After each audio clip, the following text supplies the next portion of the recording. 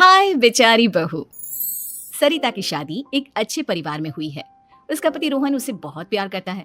घर में उसकी सास शांति और ननद मीनाक्षी भी है, जो सरिता के किसी काम में दखल अंदाजी नहीं करती।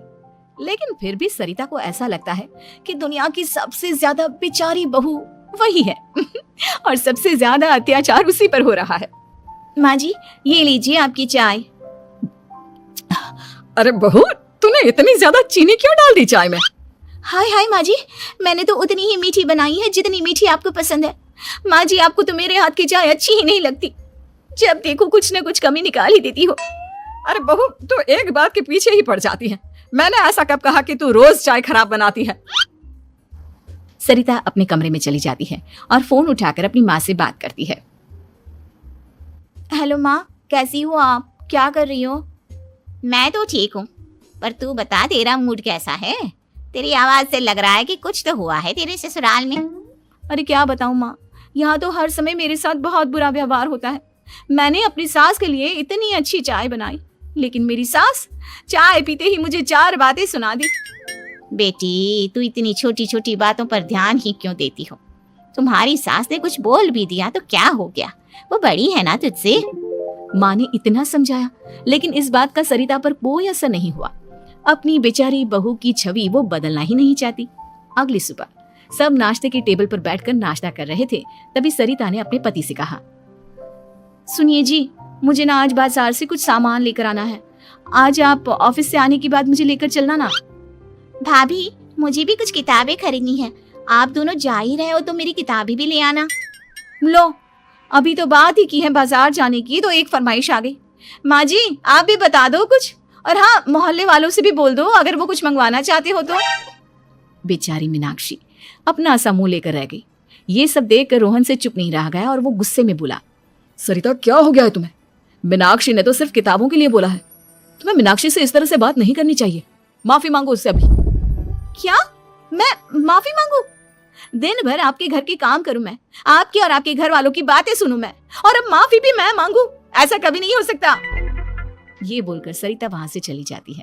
एक दिन उनकी पड़ोसन घर आती है। अरे सरिता, क्या कर रही है?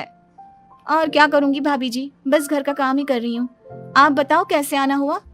अरे मैं तो तुम्हारा हालचाल पूछने आई थी, लेकिन तुम तो बिजी लग रही हो। कोई बात नहीं, मैं बाद में आ जाऊंगी।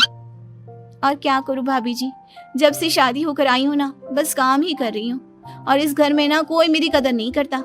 पति है जो बस घर से ऑफिस, ऑफिस से घर। ननद को तो कॉलेज से फुर्सत नहीं। बची सास तो उनका सारा समय मेरी गलतियां निकालने में लग जाता है। अरे ये क्या कह रही हो सरिता?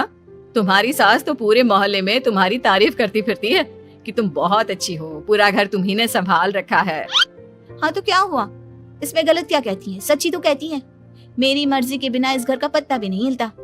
शाम को जब रोहन घर आया तो उसने सबसे कहा, कल हम सबको मौसी जी के घर जाना है। उनकी बेटी की शादी है। सब अपनी अपनी पैकिंग कर लो, सुबह होते ही निकल जाएंगे। और सरिता, तुम कान खोलकर सुन लो, वहां जाकर किसी की बुराई भलाई शुरू मत कर देना, नहीं तो मुझसे बुरा कोई नहीं होगा। हाय हाय जी, आप तो ऐसे कह रहे हो जैसे मैं सुबह शाम सबकी बुराई करती फिरती हूँ। आज तक कोई कह नहीं सकता कि मैंने किसी की पीठ पीछे किसी के बारे में कोई बुरी बात बोली हो तो। अरे बस बहू, बात को और ज्यादा आगे मत बढ़ा। हमें सब पता है तो हमारे साथ क्या व्यवहार करती है।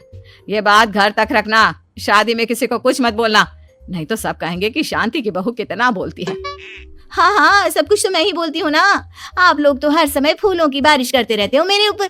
सारी गलती मेरी है जो मैं इस घर में आई, सबका कितना ध्यान रखती हूँ, लेकिन फिर भी मेरी तो आप लोगों की नजर में कोई कदर ही नहीं है। अगली सुबह सब लोग मौसी जी के घर पर चले जाते हैं। वहां पर शादी का माहौल होता है, सब जगह चहल पहल होती है, बहुत सारे मेहमान आए हैं। सरिता को वहां बहुत अच्छा लग रहा है। वो अपने मन में सोचती है, यहाँ कितना अच्छा लग रहा है, कितनी रौनक है। मैं यहाँ किसी से ज्यादा बात नहीं करूंगी। अगर मेरे मुंह से कुछ ऐसा वैसा निकल गया तो रोहन जी तो मुझसे गुस्सा हो जाएंगी। सरिता ये सब सोच ही रही थी कि वहां रोहन की कजिन साक्षी आ गई और सरिता से बोली, आप सरिता भाभी हो ना? जितना आपके बारे में सुना था, आप तो उससे भी ज्यादा सुंदर हो। हाँ वो तो है, मेरी सुंदरता की तारीफ सब करते हैं।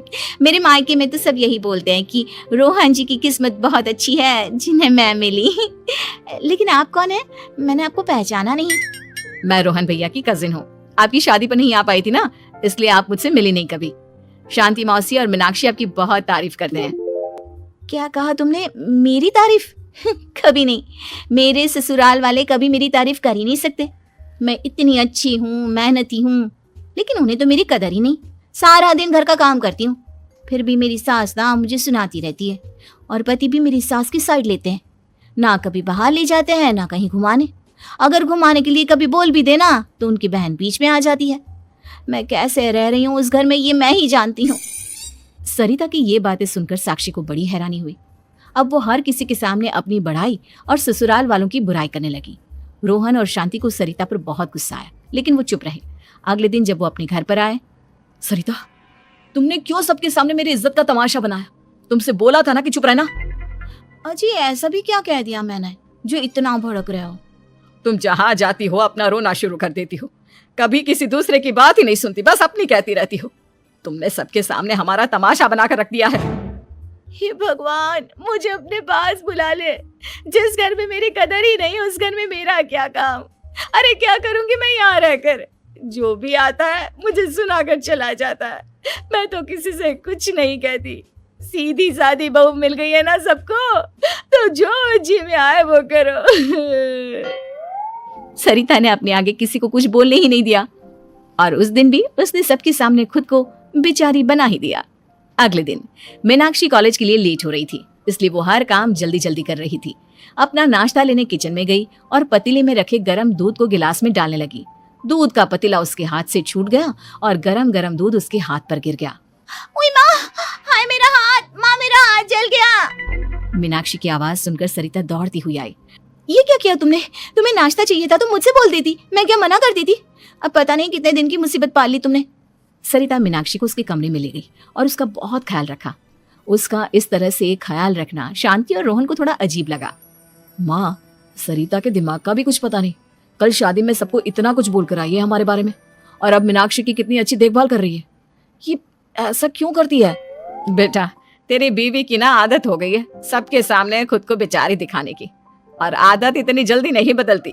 जब ये बोलना शुरू करती है तो रुकने का नाम ही नहीं लेती, इसलिए इसे पता ही नहीं चलता कि ये किसके सामने क्या बोली जा रही है।